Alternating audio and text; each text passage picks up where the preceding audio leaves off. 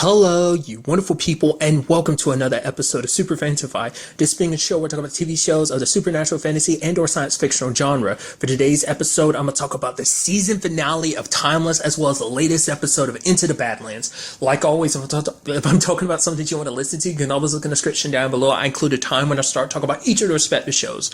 So, for example, if you want to hear what I said about the season finale of Timeless, you can skip to what I say about this week's episode of Into the Badlands. But the first thing I'm going to talk about is the season finale of Timeless. Fan-freaking-tastic season finale. A lot of stuff went down, obviously this being a two-parter episode, so I'm going to be talking about things kind of all over the place, so I do apologize, but I'll try to keep it semi-order, but like I said, I'm going to be talking all over the place. Obviously, a big part of it, it's kind of interesting learning about the whole Jessica situation, because at first it's because like, oh yeah, the pictures, it didn't just start with that picture. Apparently, they had pictures of her their entire life, so I wonder why their entire life. I guess it's like, okay, keeping an eye on their operative the entire time. I guess that was kind of the whole point.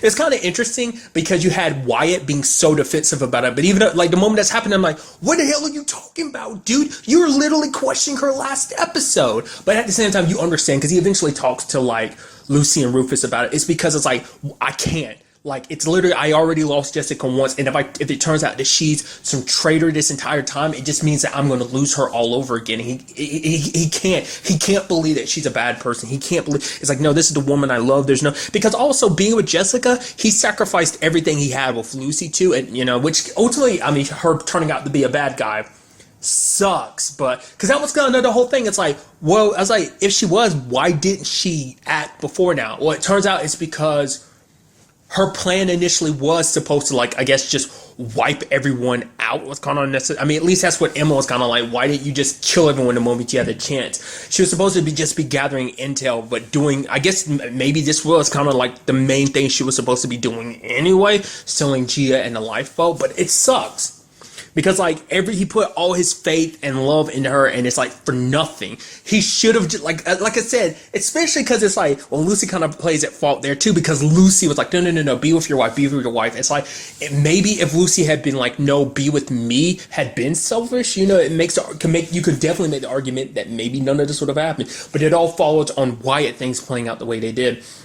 It's so interesting because even Rufus is like, tell us if there's anything like not right about her family, but he knew about her brother. He kept pressing her on it, but he didn't really go further enough. He didn't tell anyone, because if she was, he wanted to be the first one to know. Because it was interesting too, because it's like, oh man, they're not telling Flynn none of this. I'm like, why is that? I mean, eventually Wyatt kind of brought it up too, but at first I was like, right. She's Rittenhouse, and if he found out she was Rittenhouse, things would get ugly. He'd either like torture her, because it's like, oh, we have a Rittenhouse agent here. What is it verified? No, I don't care. He'd still go after her anyway. So that's the whole situation. So kind of interesting too, I guess, because the whole point was just to take the lifeboat. So this way it's like, oh, we have 2 time travel machines now. We can like double up our work. But they also took Gia too. So it's like that way to make sure that they don't have the lifeboat or a pilot. I mean, at least this way, if they took Gia, they can make sure that they have another pilot to kind of force to do their, bidding, essentially. Which is interesting because apparently they didn't know about her visions, which, why would you? That's something like the team themselves are only figuring out this season, like, why would you know about that? So not even realizing how much of a, like how important Gia was, they didn't even realize it at the time, So it's just kind of interesting. What else I loved about that too, because this is all talking about kind of the first episode mostly, but I appreciate the whole like Carol's convincing her grandfather. It's like, yes, you're having your little thing with Emma, sure, fine, but it's like Emma's jeopardizing everything, and Winter go, wait a minute, holy crap, I thought it was just that one mission. Apparently it seems like Emma, like every mission they've ever been on has failed. I mean, to be fair, that could be also from Lucy and them, but it could also be from the fact is that they could also be talking about missions that we didn't get to see on screen, because we've seen what Emma will do just for her own agenda of like, oh, it doesn't necessarily fit with what Rittenhouse wants, which to be fair, I'm surprised Carol isn't all kind of like, yeah, I kind of agree with you on that whole situation about like the women's right episode. Wasn't that last week's episode? Like, no, that was the week before. Yeah, the week before last, I think. Yeah, I think so. Nevertheless, it's like you feel like Carol would have probably agree with that, but nevertheless, she made Nicholas realize like, hey, it's all about family. All that you sacrifice, you wouldn't sacrifice it for some random broad. It's like you sacrifice it for family, you know? It's like, oh, that Rittenhouse is all about blood because Emma wasn't born into it. She isn't from some special family. She is a regular person from the outside who worked her way up the ranks to get to where she is. So, I'm also like forgetting that I can't skip over the fact is that obviously in the first half of the first episode, they met Harriet Tubman, very stubborn. Also interesting little tidbit information. It seems like she had the visions too, because she saw stuff she's like, oh, I know where I've seen, Wyatt and Rufus from. It's like, oh, from my visions. She's like, sometimes they don't always come true. Sometimes they don't make sense. Like I saw you come out of some big giant ball, and it's like, okay, so she saw the lifeboat. So it's like, okay, there's something going on there. So Gia getting this power isn't just some like random occurrence. Like there might be like legitimately some higher power out there doing that, or maybe Gia comes from. I mean, the argument could also be that Gia comes from a special bloodline that this kind of exists in them, and it took this experience, kind of getting. Being in a lifeboat when the situation it was last season, that kind of unlocked that potential in her. Maybe it kind of flows in a lot of people. I don't know. It's just kind of interesting that it just kind of exists in someone else like Harriet Tubman, which is kind of badass. You got to admire that too. I didn't know all that about Harriet Tubman either. Like, I think it was like, oh, she was kind of a nurse. I didn't even know about the whole spy situation. Obviously, you know about the Underground Railroad situation, but like, I had no idea she was a spy too. That's pretty badass. I almost forgot. That's what Rufus said to her. She's like, what'd you call me? He's like, where I'm from, that's kind of a compliment. He's like, if I could do anything for you, like do whatever I could, say whatever I could to make it so that you were rich in the future, I'd do it. And she's like, the fact of the matter is all she wants to do is live her life free, and the rest will kind of fall into place. I thought that was kind of pretty nice and noble for her to kind of say. I mean, obviously she didn't understand the context of what Rufus was saying, but still. What's also interesting to me is it seems like the dude that was the sleeper agent in that time, like once again, I think this kind of plays a role in like not everyone who joins Rittenhouse is some special agent or something like that. Because it sounded like Wyatt saying all this stuff about the dude's gun. You almost had this confused look on his face. Plus he had this military book. Like, so either it was just kind of like I didn't catch what the book was. So either it was like some military history book, or it was him, a military history book in the sense of it told what exactly went down, or maybe it's just a book about military strategies, which makes me, if I feel like it was more so the latter than the former, but it could be either way. It could be that he's just some normal dude, and it's like, okay, he takes this knowledge and he tries to use it, and it works out because it's like, oh, these are tactics that were, vetted in the future and stuff like that, military tactics. So it kind of, goes to the point where I was trying to make, like, these are just regular people in some cases, 20 in this whole Rittenhouse situation. I'm sure even Emma was, especially considering the fact that she was just a regular person who joined us. I mean, we still don't know exactly, like, Emma's backstory. That's still something kind of up in the air, but still.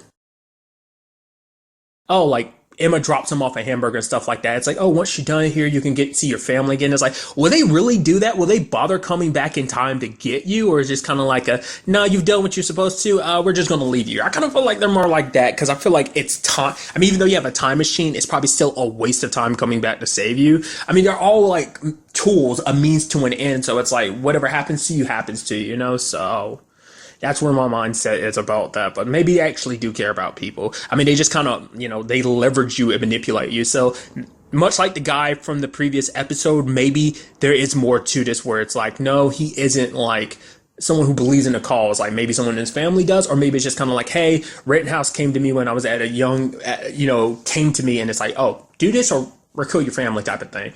I mean, Jessica's situation's a little different. They came and saved her brother, and for her, that's why she grew up believing in them. Like for her, they came at such a young age. For her, it's like, oh, I grew up, Rittenhouse is my family, which, obviously like you had Wyatt being like, but I'm your family, It's like the Jessica I know wouldn't do this, but she's like, the Jessica it's just a bartender. I'm part of something greater. And because for Wyatt, it's like he blames himself because it's like Gia got kidnapped. He wasn't willing to see her for what she really was, like this like person. And it seemed like she isn't all 100% okay with it because the way Gia was kind of like, hey, like, don't do this. Like, Jessica, we're friends and everything. She's like, Gia, they're not going to hurt you. But you even see her kind of be like, about the whole, like, giving her a pill and everything. So I think even she doesn't click with 100% everything that's said. Interesting enough, like, Emma doesn't either. So it's almost like you can kind of pick and choose with what you want. Because Emma took me completely by surprise in this episode. Well, first of all, the fact is Gia leaving a message like that in Klingon. Let's not forget, it's kind of interesting because I guess it's supposed to be full circle because when Rufus, Wyatt, and Lucy were stranded last season, he left obviously the message didn't get all the way there, but it was like a Star Wars reference that let them figure out how to, help the team out and everything, which was kind of interesting. She kind of does the opposite. She does Star Trek instead. No, I'm actually blank because it's Klingon Star Trek or is that Battlestar Galactic? I actually don't know. I know I'm probably pissing off fans of either one. I want to say it's Star Trek, right? God, I know I sound so ignorant. You can take my nerd credit right now. Like I said, I don't claim to know Battlestar, Star Wars, or Star Trek. I'm a novice when it comes to those things. I know them vicariously through other people, but that's about it. Nevertheless, going on a huge tangent here. So I thought that's kind of pretty neat that's what she left that message. But getting to it, like what I was talking about with Emma, it's like Emma changed the whole game up. She was going to kill Lucy, but Carol stopped her. And they're like, what did that do? What'd she do? She killed Carol. And Nicholas like, what do you think you're doing? Pow, shot Nicholas. Because for her, it's like she was being pushed out of the way. It's kind of like, oh, I guess being with Nicholas was more so a ploy. Because it seemed like this entire time, it seemed like Emma had her own agenda, and it seems like that is the case. And I guess getting close to Nicholas gave her an opportunity. Because I find it so interesting because it's like, oh, Nicholas seemed like he was being set up as his big baddie. And it's like, nope, he didn't pop up that much in this season. He did stuff here and there. He orchestrated this whole, like, different people at different points in time, sure. But he didn't really do too much. I mean, I guess his plan is still unfolding just because all the sleeper agents and stuff like that, but still, and even Carol getting wiped out like that, I was like, wow, just Emma went 100% rogue like that. It's like, yeah, wiping out two of the main antagonists to kind of set your way as a main antagonist, I was like, that's interesting. Wasn't expecting that. I mean, Emma isn't some idiot. Like, I guess, for one, like I said, she had to fight to where she gets. So obviously she looks at them with contempt, just like she does Lucy, because she's like, oh, look at you. You never had to work for anything. It's like, what the hell are you talking about? Lucy never cared about her position in Rittenhouse, but it's like you hold it against her because she was born into this family. She didn't ask to be born in her family. She wants nothing to do with Rittenhouse. But I guess it's like, oh, all these special exceptions that had to be made for you. If it was up to me, you would have been dead long ago type of thing, So I think that's more so a reason why she probably took out Nicholas and Carol, because it's like, okay, you're getting away, but also because like you think you're so much better because you're from some like royal bloodline amongst Rittenhouse. Let's see how special you are now.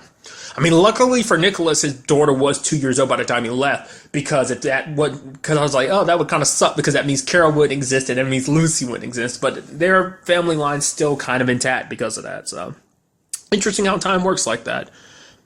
The real messed up thing from her mom was kind of like, hey, no matter what happened, like, I'm sorry that I took your sister away from you. It's because I wanted more time with you. And it's like, look where we are now. Even when I wanted more time with you, look what happened. We ended up being on odds. And it's like, if I have one regret, it's I didn't bring you in sooner. And that pisses Lucy off more. It's like, literally after everything you've done, which is interesting because it's like, you took her sister away from me. I guess like the whole thing is like maybe they were kind of manipulating things behind the scene and kind of orchestrate and make sure that her sister never came into existence, which is so sad. It's because like you obviously had Amy, and maybe her entire life she looked at Amy with contempt. Who's to say that the Carol that we see here before us now is the same Carol? Because like I said, that Carol in that other timeline, in the original timeline, could have easily like, oh, she had Amy and was happy because she actually stayed away from Rittenhouse. Maybe in this timeline, she full on Rittenhouse, it's like maybe being sick kind of changed her whole perception, or maybe she held Amy with such contempt even then, it's kind of hard to say. So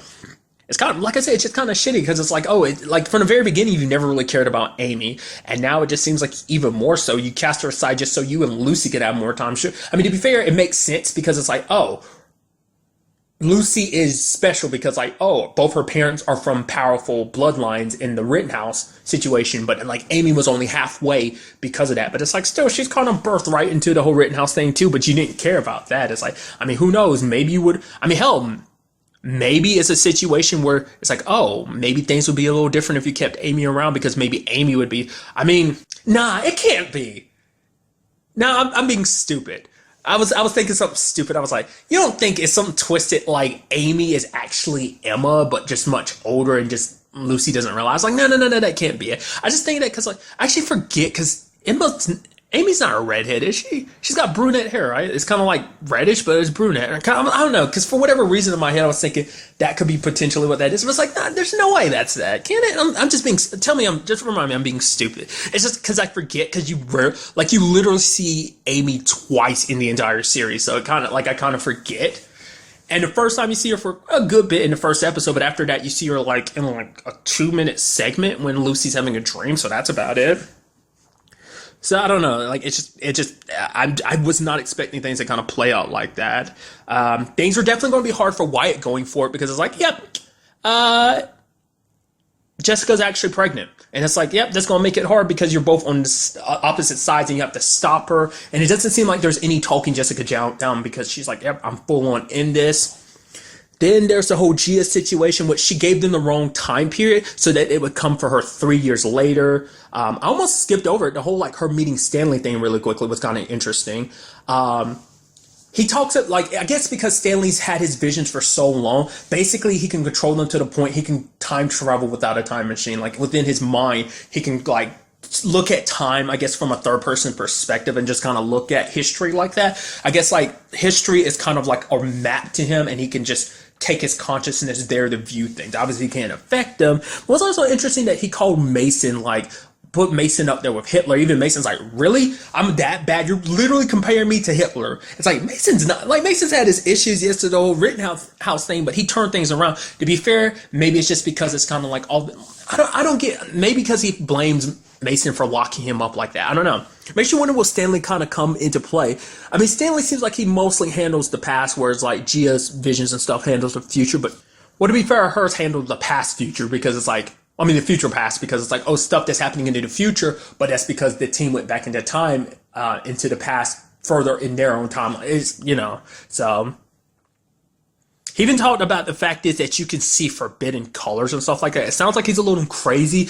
Maybe there is a little crazy mixed in with all of that truth and stuff like that. So, like I said, it does beg the question, like, is there like some greater like time power behind this or not? I doubt the show's ever going to get into that. So, like, I'm sure you can break it down scientifically. Like, oh, it'll never be like, oh, there's some supernatural force behind it. It's like, no, it's just you tapped into something that's there. You tapped into the time stream is probably all that is really going to chalk it up to. It'll be some scientific explanation. It won't be like, oh, there's some God, like, obviously, but it's just kind of an interesting perspective on the whole situation. I'm sure that's kind of what they're setting up. So kind of take it as you will. You can look at it from a scientific point of view. You can look at it from a religious point of view, whatever the case may be. Like, it is what it is type of thing. So ultimately we'll kind of have to wait and see, like, whether any more comes from Stanley or not. But because of that whole situation, Gia's gotten better at her powers. She can control them. Because she was trying to use her powers before she got taken. But I wonder, is that because was she able to have a vision, or did, you know, Jessica interrupt it, you know, before she could finish having her vision or whatever? Or did she have her vision then, and that's why she let everything play out like this? Hence, that's why she gave them their own date and everything, because she knew that moment in 1888 would be where Rufus would die. So, because no matter what happens, she's like, no matter what happens in my visions, I'm not fast enough to save you. And the one time she was fast enough, and it was like, yeah, Rufus is saved. Yeah, let's go home. Emma kills him. And it's like, fuck. It is literally like, no matter what you do, time cannot be changed, can it? Things will time will always have a way of being what it needs to be. And it's like, holy shit, it's like, it rocks you to the core, because it's like, Rufus is gone. Like, everyone breaks down. G is mad because it's like, I told you not to take me, because if you took me, Rufus was going to die. But the fact of the matter is, Rufus wasn't going to leave you. I love that whole conversation, like, when she hugs everyone, she said, oh, Wyatt, Lucy. And there's like, she's like, points at him like, hey, Flynn. And Flynn's like, what? No hug for me? Come on, we're practically family. And Rufus is like, ew, creepy uncle more like. I love that. But it's like, we are a family, and that's something Lucy was saying, like, we're not, none of us are going to die here, because we are a family. We've literally lost everything else, but we've survived this long. We've been able to do everything together. It's why we're here. We are a family, and that's how we're going to survive this. And it's like, they lost Rufus, you know, and that set Lucy off. It's like, she lost everything. She lost her mom. She lost Amy. Now, like, she's lost Rufus, and it's just like, you've taken everything from me, Emma. But, you know, like I said, Emma just spites her for it. And it's like, just because it's interesting because I feel like they could easily set it up in the future where Lucy does go to Rittenhouse. And because that's also why she wants Lucy dead, is because Lucy is a last string in this whole situation. Because as long as Lucy is alive, to be fair, her dad's still in play, but I mean, that might kind of come up into the future too, but it's like Lucy's like the last line of like keeping their bloodline in control. Like, because if Lucy wants to, it's something her mom talked about, she could easily come to Rittenhouse and take control, which could be something we see in the future where Lucy pretends to play along so she can make sure that she can get Rittenhouse into place. I mean, I don't know. That's something that could be set up, but would have to wait and see, you know. Maybe the entire team thinks that she's a true believer and she goes up against her team just to make sure she can prove her loyalty and stuff like that. So secretly helping them without them realizing it, making it seem like she's a traitor, could be the angle they end up taking and going forward with that. I don't know. I'm sure it'd be kind of hard because Emma would be the most opposed to it. It's also interesting too because going along with the Jessica thing, she does still love Wyatt because it's like, yeah, I still love you, because it's like when Kara was kind of bad mouthing him, it's like, oh yeah, Lucy's always had terrible taste in men. She's like, hey, that's my husband you're talking about. It's like, oh, no offense. And it's like, so she does care. She's just like, oh, my relationship doesn't matter in the grand scheme of things. It's like, because, you know, also Wyatt's got to protect his baby from growing up in that whole situation. So also makes you wonder, would there be any, I mean, it hasn't come up yet, but what about the whole situation with like time traveling while pregnant? Will that do anything to, I mean, a baby might end up kind of like in Gia's situation. You don't know what kind of effects that time travel could have on a baby. I mean, I don't think has the time machines been set up to, their machines be modified to handle more people? I mean, it might have already been set up to do like that anyway, because I don't remember, because it's never come up before. Because the lifeboat is the older version, the mothership is the newest version, so it could have already been prepared like that. So it probably took a little while longer to get this one modified. I don't remember. I wasn't paying attention to ever how many people they had with them at any point in time. They might actually have more than like 3 seats. So just like I said, because it was the newest model, but nevertheless, it's something I never even thought about even with this first season. But nevertheless. So it just kind of sucks all around because it's like, man, Rufus died. And there's even this little neat thing that Christopher says, which I'm sure she never did it before, but she was like, yeah, I knit now because it's like, yeah, it's my way of dealing with my anxiety because I'm worried about the team and stuff like that. And even Mason's worried too, because before with his life, he never had to worry about it because he never got to really get to know anyone. He never loved anyone, which it was kind of bad, but at the same time it was good because now in this circumstances, it's like, that's all he can do. All he can do is worry about people. And then you have Christopher being like, you know what that's called? It's called family. And it's like, yo, like Mason not being selfish anymore, that he does care about these people. These people are like family. So he is worried every step of the way. And that's why losing Rufus hit him so hard, because it's like he lost like a son to him. And it's like, what does that mean also for Rufus's family too? Because let's not forget he has a mom and a brother. You know, Gia lost a man. She tried everything, you know. Even when she uses her powers to search for him, she couldn't find him. And it's like, maybe we now know why. Because when it was all said and done, the ending scene is what we have? Wyatt and Lucy further in the timeline, coming back in time with a lifeboat, a much advanced, more advanced lifeboat, and being like, so you ready to get Rufus back? It's like, what? Because that was the whole thing. It's like, we can't go back into our own timeline. Apparently, they've modified things where it's like, I guess maybe at that point, I mean, this is them much further in the timeline. Wyatt's got a beard and everything. Like, Lucy almost looks very Tomb Raider-like with what she was wearing and stuff like that. So it's like, this is probably much further in the timeline. Hell, for all we know, this might be them a little bit into the future, might be further in the future, because at the very least, we know that, I mean, the argument doesn't necessarily mean that it happens 5 years from now, but I mean, like 5 years ago is when Lucy came to us. So maybe it works like that. Maybe it's like their journey is going to be 5. Like, I don't know. You never know at what point in time everything could kind of play out and end a certain way. But it's so fascinating. It's like, oh, so we do learn a way to go back in time, in our own time. I was like, man, that's crazy. No more Rufus. I was like, cool. I was like, well, they were kind of setting us up since season 1 of like Gia being a pilot and everything. And it's like, no. Rufus isn't dead. Rufus isn't dead. We're still in this. And I'm like, dude, that's crazy. So it's definitely going to be interesting going forward with everything, because yeah, Wyatt and Lucy, that was even something Rufus got on Wyatt about. It's like, because you were so caught up in your whole like you, Jessica, and Lucy situation, you kind of lost sight of everything else around you. So, But Lucy tried to make him feel better by being like, it's not your fault what happened to Rufus. What happened between us? Sure, you messed that up, but what happened to Rufus wasn't on you. That was just apparently just time wanted him dead, you know? And also Emma, too, so it would have been so interesting if Lucy had pulled the trigger. So we do know that Gia's experiences have changed her. She's kind of gone a lot more hardcore. So it's like, I'm curious to see what happens to Lucy going forward. Will she kind of go through the same metamorphosis along the same way? Like I said, because this, I mean, we don't 100% know what exactly Gia went through those 3 years. She toughened up, obviously, and learned more control of her vision. So it's going to be interesting seeing how that all goes progressing forward. So it's a whole new ballpark going forward with this whole situation. Obviously, at the time we're recording this, I don't know if this is getting renewed for a 3rd season. I hope. If you're unfamiliar, because it's something I didn't know until stuff for season 2 started popping up. This got renewed for a 2nd season like a couple days after being canceled. So I hope they don't do that this time, in the sense of, I want you to renew it. Don't bullshit around. Don't cancel it and then it's like, no, just renew it. This is so good. Also, like, this season was super short. Like, season 1 was like, was definitely 16 episodes.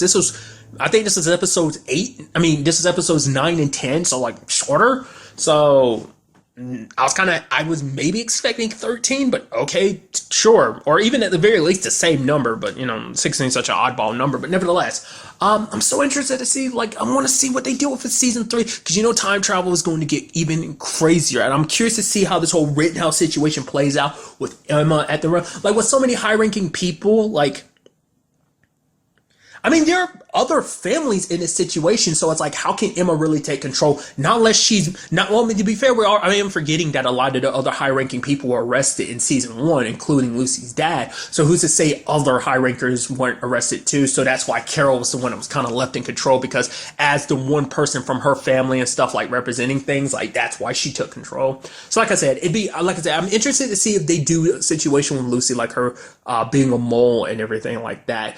Whether it be a situation of maybe it's like, oh, they'll twist it where it's like, oh, at first she's there to be a mole, but then she starts clicking like, oh no, like, all the Rittenhouse stuff is getting to me, like, oh my god, I believe in what they're doing now. So, because the thing is, like, even Jessica has to admit, like, the only reason why you're indoctrinated into this whole situation is because they went back in time and got you from such a young age. And that's just because, like I said, they just knew they could use you as a means against Wyatt. But it's like, because she's such a good agent and believes so heavily in it, she's fine with being used. It's because it's for a greater purpose. It is kind of interesting, but I guess she's fine as long as the mission gets done, because it's like, yeah, you killed your, like, founder and everything. So that was kind of interesting. The head honchos, both Nicholas and Carol. But I guess also at the same time, like I said, I'm curious to see what Emma's vision is for. I mean, a lot of the groundwork was laid out, so I'm sure they just have to follow it. I mean, I guess that's the benefit of killing Nicholas now, because he fixed everything up in the premiere, or at least like the 2nd or 3rd episode, where he kind of mapped everything out. So, I mean, a lot of stuff is already in play. You just got to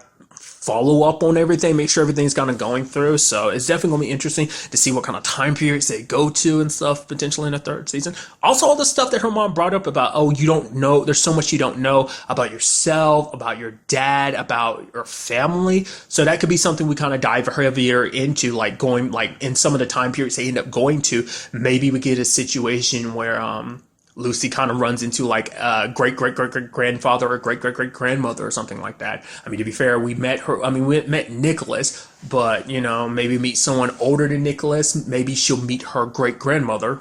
Not her great-grandmother. Her grandmother, yeah. Maybe that. I mean, what's also interesting, too, is potentially we could also see them revisiting a lot of old time periods, because apparently the technology comes... Did I click my tongue while I was saying that? I don't know why I did that. The technology at some point is going to exist where they could go back into times that already existed. And so... And the fact is that it was Wyatt and Lucy, feels like that says a lot. So, which, I mean, that could also mean anything. That could mean, oh, Flynn's dead, or not. Or maybe it's just kind of like, oh, they're a couple, so they never go anywhere in time without each other from now on. I mean, I don't know. Like I said, it's going to be interesting going forward to see, like, what happens between that little love triangle. Like I said, because it's like the whole problem with Flynn and Lucy becoming a thing. It's like, well, if that happens, you're literally going to have the same Wyatt situation. What about when this is all said and done and his family potentially comes back? It's just going to turn into that situation. And that, so ultimately we kind of have to wait and see. I'm pretty sure it's going to turn out to be Wyatt and Lucy all the way through, especially after this whole Jessica situation, which is going to become, like I said, complicated. I was wondering if, because Lucy had that problem at the beginning where she was just kind of looking like, maybe it's because even Wyatt was kind of like, oh, you don't think she's pregnant? And like, I was like, oh, was that it? Because I thought she was just bothered by the fact that it's like, oh, you were together and you're kind of starting a family and stuff like that. She's kind of not in that situation. Let's not forget, in this time period, she was engaged and everything too, which he hasn't circled back into the storyline. I mean, why would he, So, I don't know. It's, like I said, I hope this gets renewed for a third season because I'd love to see what they do with this. So, but like, those are just some of my thoughts, so. And now moving on to this week's episode of Into the Badlands. A great episode. A lot of interesting things that went down. Obviously, it seems like a main character we're going to be getting used to in this season is Chow's brother. Wasn't expecting that. The moment the dude was just kind of locked up in a cage like that, I was like, who the hell is he supposed to be? Is that supposed to be? And it's like, yep, that's her brother. Because she started asking, because he was asking, like, is mom alive? So is that like, oh, is Chow threatening to kill your mom too? Or is it more like, oh yeah, you've been locked up for like 18 months, so you don't know what your mom's situation is like? Which begs the question, that means he's been locked up since even before season 1. Like, because season 1 to 2 was 6 months, 2 to 3 was 6 months as well. So that's like half a year. So there's still another 6-month year period. So he's been locked up the entirety of everything that went down over the course of the series so far, which is just kind of interesting when you think about it like that. But I guess it's just more so like I've been locked up for 18 months. I don't know if my mom died or not in that span of time. I mean, who knows? Because Chow's one of those Barons, we still don't know her situation. Because up to this point, the only Barons we really got to know their situations personally, kind of get the layout of things, was Quinn and eventually Ryder. And now Minerva, which we kind of get Minerva's whole situation, the whole just the butterfly situation. And as well as now that she's kind of taking over everything, and the only people left are her and Chow's situation. So it's interesting because because even amongst the other Barons, we got to learn who they were last season, but we didn't get to know who they were personally, their whole situation. So I wonder if this is going to be an in-depth look at Chow's situation or not. It seems like they might be setting her brother up to be more of like he's here doing his own thing. Chow's, I don't know. We'll see. There is a part of me that kind of wonders, like, I kind of get the inkling that he might join Minerva in the end just despite his sister. Especially because, like, it seems like because he is in trouble for letting a lot of cogs free. So it seems like his mindset probably clicks a lot along with what Minerva would want, whether she'll ultimately do it or not, whether she'll kind of get completely consumed with power, which is the argument about where she could be right now. Then who's to say, like, he doesn't ultimately do that? It'd be interesting. I mean, she'll let the people live, the people that helped them, the Clippers and stuff like that, live as long as he delivers the Pilgrims ahead, which the Pilgrims handing out flyers, basically being like, yeah, come here. Which we kind of learn a little bit more about that situation, because obviously you had Chow's brother with his team of quiet assassins. They're pretty badass. Along with Minerva and Lydia going to visit the Pilgrim, having a chat. Lydia has one with the High Priestess, and Minerva has one with the Pilgrim. It's kind of interesting. So it seems like, once again, going back and forth, it seems like I was right before, in a sense, because I keep being confused of what they're doing. Like, are they from old Azra coming to build a new Azra? But it looks like, no, they're looking for Azra in general, is what I was thinking before. But things they said no, that's not the case. It's like, maybe they're planning on finding Azra and then building it up to make it new Azra, in a sense of like, oh, we'll make it our new home as opposed to the empty city that it potentially is. So that's what this is all about. They're searching the Badlands for, not trying to create a new Azra to a certain degree. They're trying to find the old city and then build from that into a new Azra that's kind of, built from their people and stuff like that. So it seems like that is their point. Obviously, Minerva doesn't believe in the whole Azra situation. So it does seem like whatever Baji did last season, did the signal wherever they from, and it's like, oh, like, not unless there was something else, and like, not unless they were already on the way to the Badlands before Baji sent the signal. It just happened to be a coincidence, or maybe it just gave them the right direction. Like, oh, this is the Badlands. Oh, this is where we were going anyway, and this helped pinpoint us in the right direction. Potentially, I don't know. It's kind of interesting because you do have that perspective of like people like them who are so full on fate, when you have people like Baji and Minerva who believe so wholeheartedly in this and now don't. It's just kind of interesting. I mean, that kind of is a big conversation between the Priestess and Lydia. Lydia kind of looks at this whole thing. It's like, oh yeah, this is a cult. This is a scam. But the Priestess is all about faith, and basically saying that can take you a lot further. Like, that everyone up to this point has had faith in false idols and stuff like that. And it's like, true faith will kind of show you the way. That Lydia's been so clouded by, because her father potentially didn't have real faith, is kind of what she was kind of spitting at. Which it doesn't necessarily look like it's Lydia going to be buying into it, because she brings up some stuff like, oh, Lydia, like, because people who have faith, people here having faith. It's like, no, you're just having faith in believing that, like, oh, things will kind of change for the better. Here, we're having faith by taking action will change. Because the whole Pilgrim's thought process is to change the world, like, to change, like, people, you have to change them. It's kind of what he's kind of getting at. So it's interesting because you can definitely tell Lydia isn't kind of buying into the whole situation.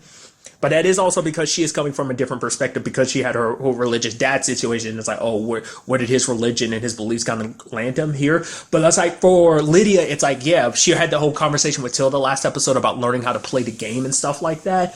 And so for her, yes, she accepts the world as the way it is, but she does believe it can be changed. But I don't know if she necessarily believes them to be the ones. Like, I kind of feel like the priestess might, it's hard to say whether she is full blown, like, oh, she does see visions, that she is a true believer, or maybe she is just kind of, you know, or like, I don't know, because the Pilgrim and others put so much faith in her, but who's to say, you know, her, everything about her is legit. I mean, they followed her up to this point, so maybe the argument can be made, oh yeah, she's super legit in that sense, but who knows, we'll kind of have to wait and see. It was kind of nice seeing that, like, fight break out. It was interesting amongst the fights, because obviously, like, Minerva and Castor, the priestess and Lydia kind of work together and kill one person, but it's like, interestingly enough, the Pilgrim never killed anyone. He was knocking people down, kind of maybe breaking arms and stuff like that.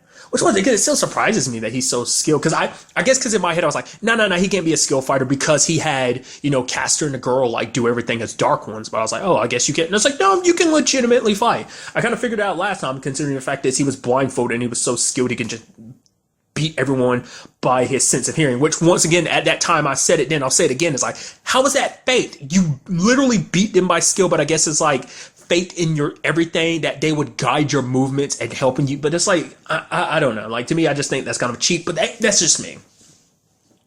Faith takes on many different forms, so, which is definitely going to be interesting going forward, seeing how that whole relationship goes between the Pilgrim and Minerva. It's like, oh, we should work together.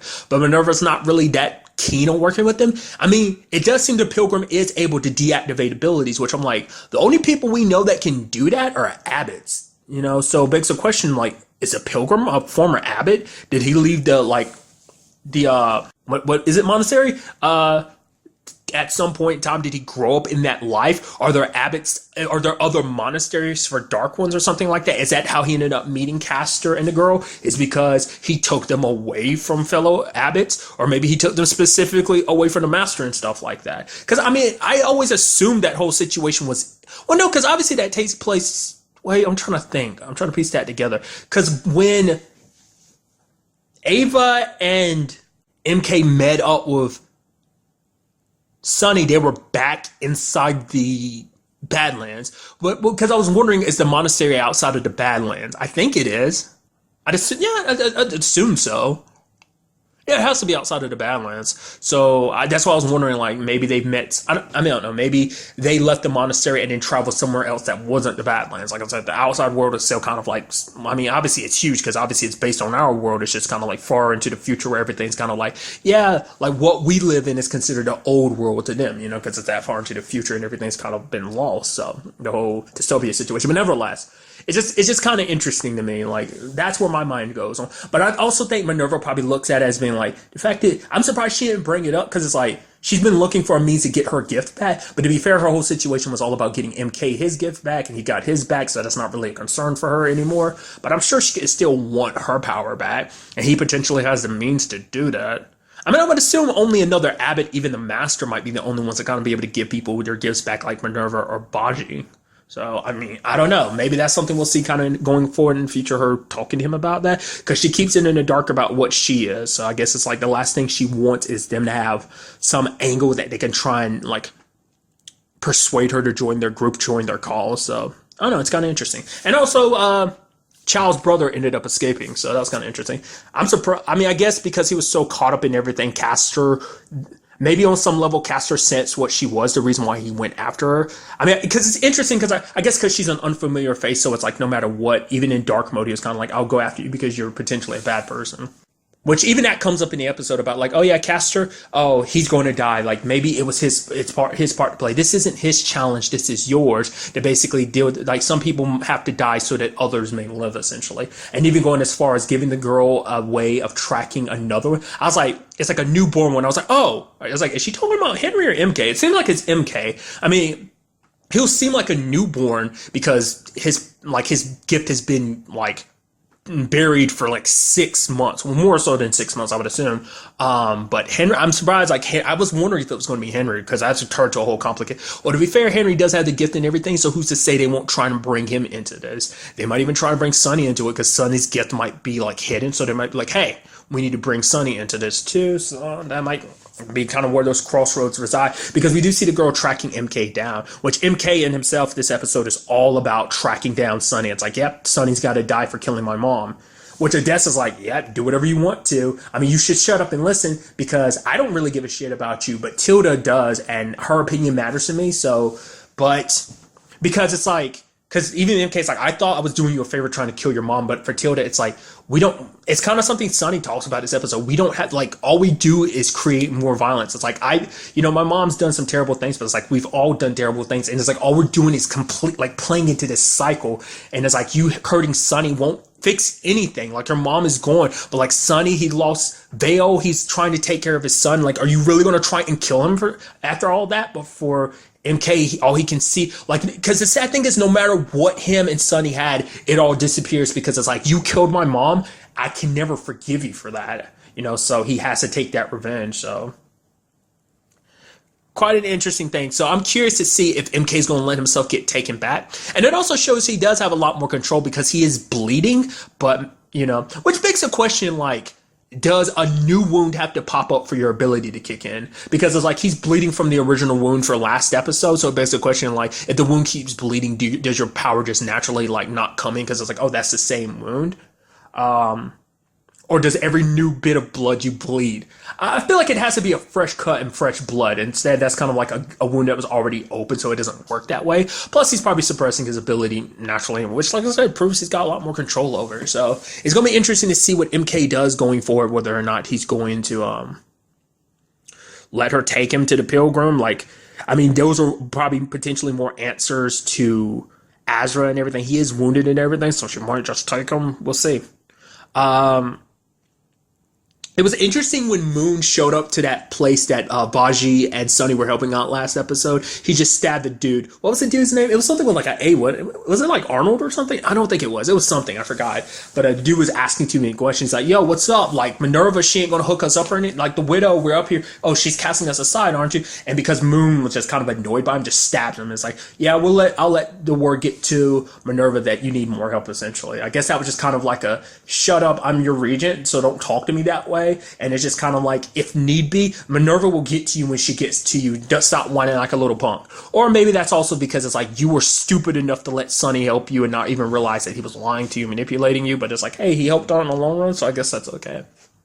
But a big thing for this episode was the fact is that Sunny and Baji end up being taken by these blind group of people, and it turns out, because like it was kind of interesting, because the moment Sunny saw the armadillo sign, I was like, oh, so these are connected. Are these people like, I was like, are these people Quinn locked away, like sent away or something like that? Which I wasn't too far off in that thought. It seems that basically he blinded these people because basically the two head people of this whole situation were lovers from two different barons. It's kind of like a Romeo and Juliet thing. And the regent, I mean, because apparently this has something to do with Ryder, that they were kidnapping. I guess they were trying to get their freedom. But Waldo showed up with a young Sonny, and as punishment blinded them and cast them into the darkness. It turns out that the place that they're on top of is actually a hospital. I guess it was an underground hospital basically to escape the situation. Because we still don't know what it is exactly that happened to make the world the way it is, but get bits and pieces because the area around there is kind of toxic. The reason why the blind people are cannibals is because that's the only fresh meat they can get. Everything else has been affected. So, and the fact is, it's kind of like a bomb shelter hospital, like it's underground. Means that it had to be like some like nuclear warfare or something like that that polluted and toxified everything. So, I mean, obviously probably given enough time, it all left, but it probably seeped into the soil and into the animals. So a lot of the stuff around there is like so polluted that like animals drink or eat from the ground and they get polluted or stuff like that. So But the reason why this hits Sonny so hard too is because he brings up the fact is that he's the reason why some of these people are blind. Baji doesn't blame him, but Baji's like, well, that's kind of sucky that, like, you know, Waldo had you do it. But he doesn't blame Waldo. Sonny doesn't, because for him it's like, that's the way the Badlands work. Violence equals strength. You know, it's like violence begets more violence, but being violent is the only way to kind of prove your strength and power. And for Sonny, it's like his past has come back to haunt. More ways than one. Obviously, this is one way in front of him. He doesn't even know about what's waiting for him with the MK situation. But for him, it's like, I mean, that's the sad thing about the Badlands. I mean, it's like I said, Sonny's whole situation, even what would happen with MK's mom, that wasn't his fault. He was a soldier blindly following his Baron's orders. So what's kind of interesting too was the fact is that Moon got caught too. I wasn't expecting that. I thought he'd be a little bit more savvy or something like that. It's like, well, to be fair, I guess you kind of let your guard down, especially because you think like, oh, he's blind, he can't hurt, you know, it won't hurt to kind of trust him. And it's like, yeah, it can, especially when him and his people decide they're going to eat you. So pretty much killed all of them except for the lady, which was interesting. The fact is that Sonny did tell her the truth because she could understand, because like it's like, oh my god, you understand what I'm going through. Like he's like, yeah, I was in love with someone else and I turned against my Baron because of love, you know, his whole situation with Vel. And she was like, oh my god, I'm glad you told me that. But then he admitted like, yeah, I'm the one that took your eyes all those years ago. And she's like, why would you tell me that even if it means damning you? It's like, for him it's like, if I don't have my son, then I am damned. And it's like, you deserve to know the truth. Even Baji like, really? You had to be stupid and tell her the truth. I even love the whole situation. He's like, well, this is a bit awkward. And then Moon was kind of like, could you shut up, Baji? She's like, honestly, I am just like obligated to not do that. Just not in my wheelhouse and everything like that. So, which a pretty impressive fights. Once again, it's like, you shouldn't underestimate. I mean, they got so acquainted to the dark that they're pretty dope fighters. I even love like Sonny like taking them down the way he did, just kind of like especially those last two slash. Even Baji flipping the bed over and then just like throwing himself back and landing on him, crushing him. Like I was like, that's pretty brutal. So that was pretty badass. And the last thing we see is a lady who ends up killing herself because for her, it's, you know, Sonny's like, just come with us. And she's like, I can't. I've lived so long in the darkness, I wouldn't know how to live in the light. Which is such an interesting statement because obviously that can mean two different things. Like, obviously, like, you, especially with the whole situation with Sonny, it's like, yeah, he's lived his entire life being a killer. You know, that was a big struggle for him in season 2, like trying to be a different person. I mean, he did it in season 1 too, but like trying to be a different person, escaping the darkness to live in the light, which that message could be about her situation, but mainly it was about her situation, but it could also apply to Sonny's situation, trying to change things too. So we see her take the knife to herself. I don't know if she necessarily stabbed herself. I didn't hear it, but I mean, it could have just, you know, it's implied that she killed herself because it's like she has no other place to go. Plus, she's the only one left. So, because she was actually a mom herself, because all those babies were babies like she gave birth to, but I guess they died, but she couldn't just throw them away. Like, because I guess they were kind of a reminder of hope that, you know, that, and living in the darkness, you kind of let go of hope, but I guess there's supposed to be reminders that maybe things can get better. It might be because of the toxicity of the place and stuff like that, but more often, most likely because of their food sources being people and stuff like that. Probably messed with their diet and probably wasn't that nutritional for a baby. So under those circumstances, it wasn't easy to give birth to a baby and stuff like that. So then finally you had the Moon and Sonny situation, which Sonny was kind of like, all this situation, like you and me fighting, all that's going to do is just bring more problems. It's like, this all happened. These people blind here are because of me, because of my actions back then. I was so blind and following a Baron that it led to destroying these people's lives. And it's like, you and me fighting and shedding more blood, that's not going to solve anything. And Sonny gives him his sword back, which I'm like, no, Sonny, you've had that sword since last season. That's such a cool sword. You're giving it away. Sonny, no. Because I was hoping that could kind of keep being your signature sword, but it's like, nah, it's back in Nathaniel's hand, which is definitely going to be interesting to see how he, but Moon doesn't kill him because it's like, Nate knows, because he never had a chance with it. Like, he was robbed of having his child and wife, obviously, and he wasn't about to rob Sonny of the last bit of his family. I mean, it's kind of, you know, interesting because he warned Sonny last season about the whole situation. I'm like, you won't, like, you staying away from your family might be the best thing. It's like, I'm sure that still flows in, you know, Sonny's mind from time to time, because like if he had never come back to Badlands, maybe Vale would have been better off. To be fair, it's hard to say. She was with Quinn, and that's a situation she wouldn't have wanted. She would have killed Quinn even if Sonny hadn't come back, and that just would have ended badly for her and Henry. So Like I said, some very interesting circumstances all around in that particular area. But not even just there, the entire episode. This has set up some very interesting things, and I'm very curious to see like how this all, where this all takes us going forward into the next episode. Things are going to get interesting as new stories kind of unfold all across the board. The MK situation, the Sunny and Baji situation about finding the witch, which even the lady was kind of like, yeah, the witch doesn't help anyone. So we'll see. Will she make an exception because of Sunny and Henry? Maybe she'll be like, oh, Henry's gift is activated. It's like, that must mean that you, and maybe even seeing that Baji's with them. It's definitely going to be interesting. I'm also curious to see who is the witch going to be, an actor or an actress that I'm familiar with or not. I don't know, just stuff like that. So, like I said, I'm very excited to see what goes down in the next episode. But really, that's all I wanted to talk about. Till the next time we meet, be happy, be safe, live life to the fullest, and enjoy it. Good day and goodbye.